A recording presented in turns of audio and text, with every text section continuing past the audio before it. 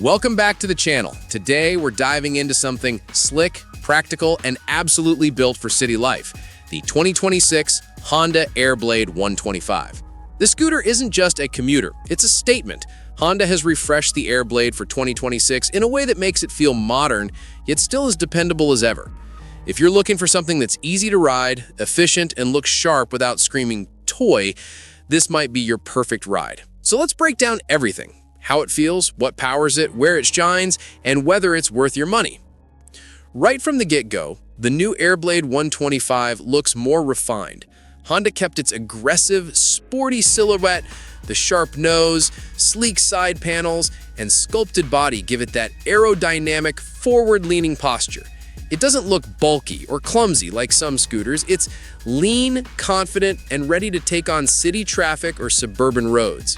The front headlamp is fully LED now, with a crisp light signature that's sharp at night and very modern under daylight.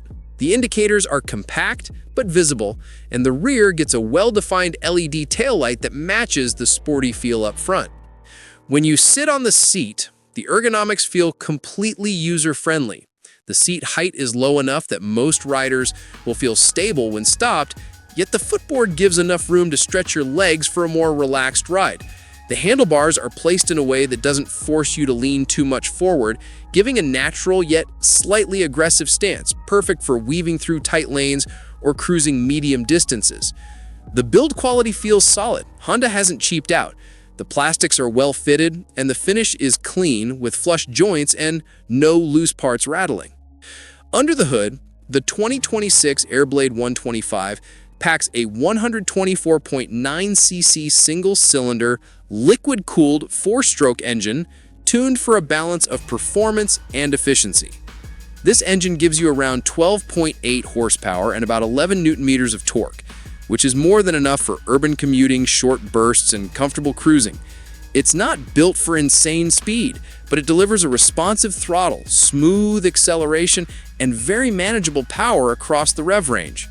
Whether you're starting from a traffic light or accelerating out of a side street, the power delivery feels predictable and usable. Transmission is handled via a modern CVT, continuously variable transmission, which means you don't need to worry about shifting gears, just twist and go. The belt feels tight and there's no weird lag or drama when accelerating. CVTs are perfect for scooters because they simplify riding and keep it seamless. And Honda's tuning for the Airblade makes it feel almost connected, like an extension of you, rather than just a mechanical box. Fuel efficiency is one of the strongest points of this scooter. With that 125cc engine and liquid cooling, Honda claims something like 50 to 55 kilometers per liter in normal riding conditions, depending on how aggressive you are or how often you're stuck in stop-and-go traffic. With the fuel tank holding about 5.5 liters, you're looking at a very decent range on a full tank, making it ideal for commuting, running errands, or daily city hopping without constant fuel stops. Ride quality is very good for a scooter in this class. The front suspension uses telescopic forks that absorb bumps well, and the rear has a twin shock setup tuned for comfort and stability. You feel confident even over uneven pavement. The shocks soak up a lot of the harshness without making the ride feel too soft. Also, the scooter's weight distribution is well balanced.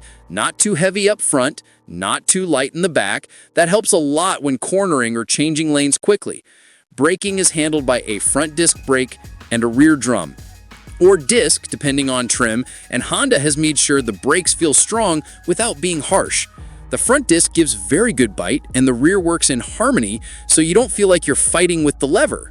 Higher trims might even get combined braking or ABS depending on local market, making braking safer and more controlled. Tech-wise, Honda didn't go overboard, but the additions are exactly the right ones. The dash is semi-digital. You have a classic analog speedometer dial combined with a small LCD for fuel, trip meter, and a clock. It's clean, legible, and perfect for quick glances while you ride. There's also a small storage compartment under the handlebars for keys or small items, and under-seat storage that's surprisingly generous, enough for a good-sized helmet or daily essentials. Lighting, like I mentioned before, is fully LED, which boosts visibility and gives the Airblade a premium look. The mirrors are well-sized, giving good rear visibility without feeling oversized or clunky. Build quality around the mirror mounts feels sturdy, no wobbling there when you're cruising at a decent speed. Comfort for the rider and passenger is solid. The seat is well padded, and even though the footboard is designed for scooting, there's enough width that you don't feel cramped. For a second rider, the grab rails are strong, and the foot pegs give a decent, stable place to rest feet. For commuting and short trips, this scooter will keep both people reasonably comfortable.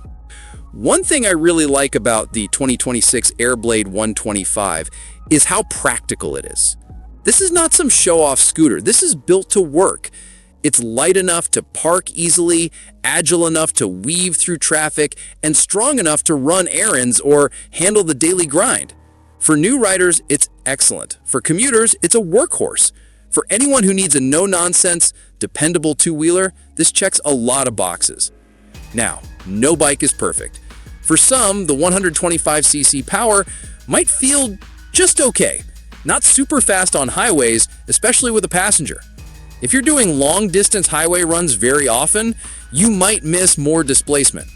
Also, storage is decent, but not huge. If you're carrying a lot, it's enough, but don't expect a massive underseat trunk. Finally, the semi-digital cluster is functional, but some folks might want a full TFT or more connectivity. Still, for its class and purpose, these are very minor trade-offs. In terms of who this bike is for, if you live in a city, ride to work, do short trips, or just want a reliable, efficient two-wheeler that doesn't cost a fortune to maintain, the 2026 Honda Airblade 125 is a brilliant choice. It's also great for new riders who want something light and manageable, but with enough presence to not feel like a tiny moped. Expected price for the 2026 Honda Airblade 125 in US dollars is around $2,200 to $2,500 USD, depending on market, taxes, and trim options.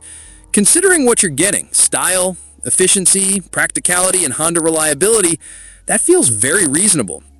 So yeah, that's the 2026 Honda Airblade 125. Clean, dependable, modern, and built for the real world. Let me know what you think. Would you ride this as your daily, or is it more of a city crawler for you? Drop a comment, smash the like, and if you haven't already, subscribe for more two-wheel and four-wheel goodness. Catch you in the next one.